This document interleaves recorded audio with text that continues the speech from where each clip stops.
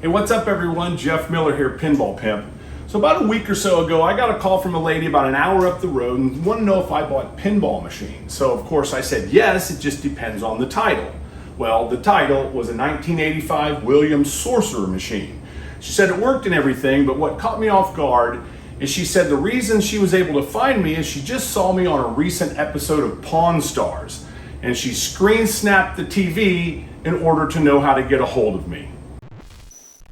So about a year ago, I was contacted by the production crew of ITV America asking if I'd be willing to be Ricks Pinball Restoration Expert on an upcoming episode of Pawn Stars Do America. They would be filming in St. Petersburg, Florida, and were featuring a 1979 Bally Star Trek pinball machine. Of course I said yes, and who doesn't want their 3 minutes of fame? So I dusted myself off, threw on some Pinball Pimp swag, and headed to St. Pete to film the episode. It was really fun working with the cast and crew, seeing how everything works behind the scenes. Here's the segment which featured me on Season 2, Episode 2, titled Sunshine State Steals. Check it out.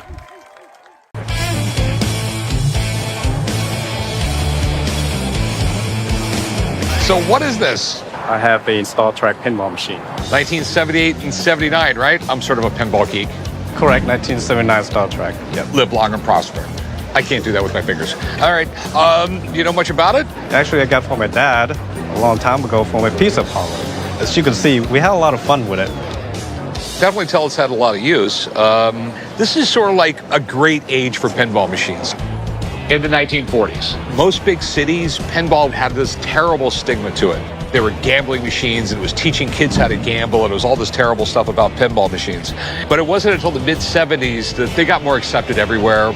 Big boom in pinball. They wanted more and more things on the field. You know, they got busier and busier, more targets, more bumpers. I mean, this one is like, has the super high-tech LED scores on it. When I was like 13 years old, they came out with stuff like that. It was like, whoa, that's so high-tech. I know. I mean, we have some great stuff going on here. You can jump into hyperspace, extra balls, activate transporter, welcome aboard, proceed at warp speed, enter the time warp. I absolutely love this kind of stuff. So when was the last time it was one piece? Oh my gosh, many, many years. Our intention was to restore it, but we just didn't have time to get to it. Okay, how much you want for it? $1,500. You know, it's definitely a candidate for restoration. I mean, I actually have my pinball guy here somewhere. Let me see how much it would cost me to get this thing back together.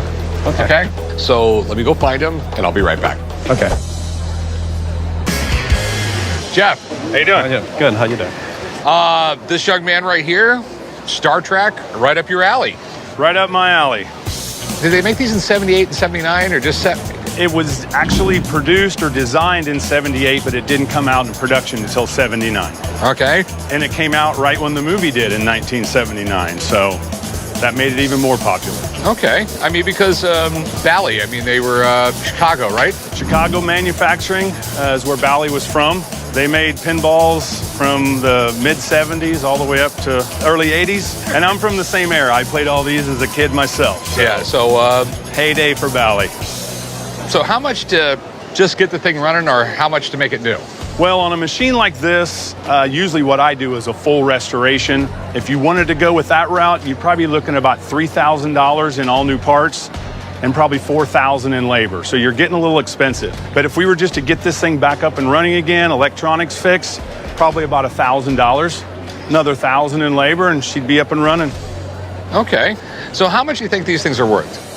The way this is sitting, I would probably say it's probably around $1,000. Okay. Fully restored to the right Star Trek fan or the pinball enthusiast, probably $10,000. All right. I will let you know if I get it. All right. All right. Sounds good. All right. Have a good one, man. All right. Thank you. All right. You heard the guy. Yes. Okay. So, you know, if I buy this, I'm buying a project. Gotcha. Okay. I'll give you $600 for it. What about 1,200? No, I'll make it really, really easy. I'll go $800. That's the most I'm going to go. And you know what? Okay, you'll know that you brought this thing back to life. That's true. 800. That's the deal. Sweet. I will live long and prosper. Yes. All right, thanks a lot. If you go right over the table right over there, they'll get you paid. Okay. Thank you. All right. So I just picked up this 1985 Sorcerer machine from somebody about an hour up the way around Ocala. And the bottom of the head, where the press board had split out. So I had to glue all this back before I even wanted to flip the head up and start working on it. Needed to make it stable. So first thing we had to do right out of the truck, we'll get some Bondo on that, get that all cleaned up, and then we'll start working on this beauty. So the first thing I did after all the glue was dry on the back of the head was apply a few coats of Bondo and then sand it down as smooth as possible. I then painted this lower area with some black paint, blending it into the head so it was barely noticeable.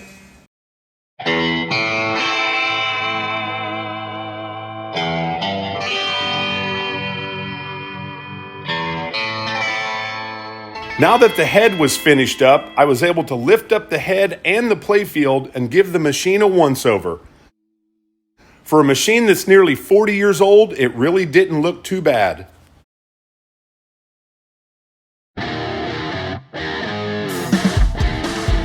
I decided it needed to be cleaned up and wiped down a little bit to make it look more presentable.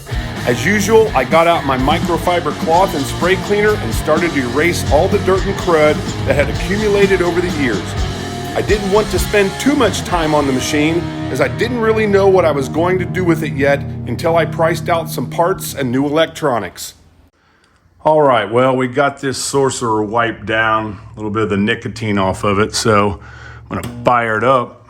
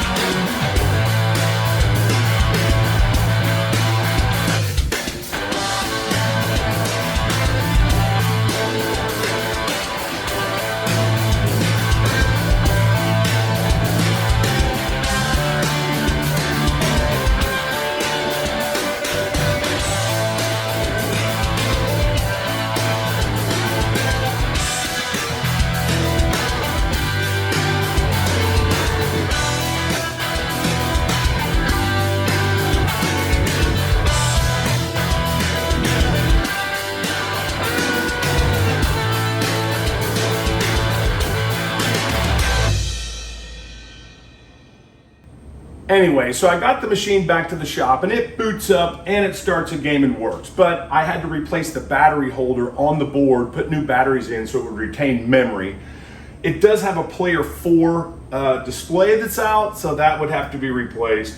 One of the pop bumpers is locked up, the transistor blew, so it needs a little board work. Slingshots don't work all the time, and sometimes it doesn't kick the ball out of the ball lock. So I spiffed it up a little bit and I decided I was just gonna go ahead and move this down the road as another project for somebody else who'd put even more love into it. I know a lot of guys like to restore this game. They make play fields for it, new plastic sets. You can buy all the boards and displays. So maybe somebody will give this love like I used to back in the day and make something spectacular out of this. But for now, we're just gonna let this one go out to the next guy, and I know they'll show it some love. Until next time, keep on flipping, pimp out.